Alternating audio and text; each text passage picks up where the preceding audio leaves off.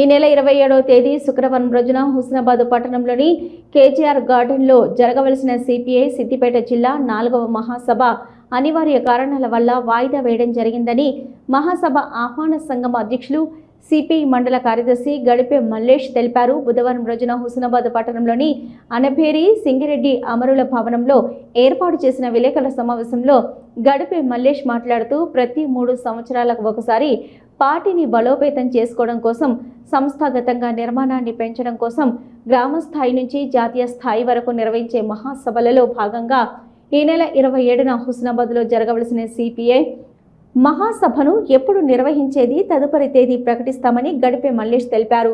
విలేకరుల సమావేశంలో ఆహ్వాన సంఘం కార్యదర్శి, సిపిఐ టౌన్ కార్యదర్శి ఎగ్గోజు సుదర్శన్చారి, కోశాధికారి, సిపిఐ జిల్లా కార్యవర్గ సభ్యులు ఎడల వనేష్, ఏఐవైఎఫ్ జిల్లా అధ్యక్షులు జనగాం రాజ్ కుమార్, భారత జాతీయ మహిళా సమైక్య జిల్లా అధ్యక్షురాలు గూడ పద్మ, సిపిఐ మండల సహాయ కార్యదర్శి పోదిల కుమారస్వామి పాల్గొన్నారు.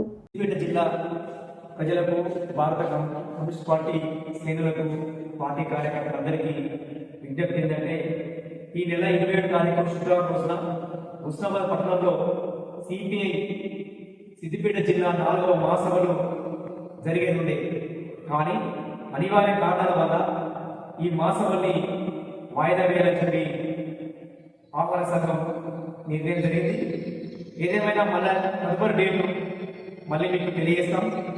అందుకు అందరూ సహకరించాలని ఆహ్వాన సంఘం వైపు నుండి విజ్ఞప్తిస్తాం.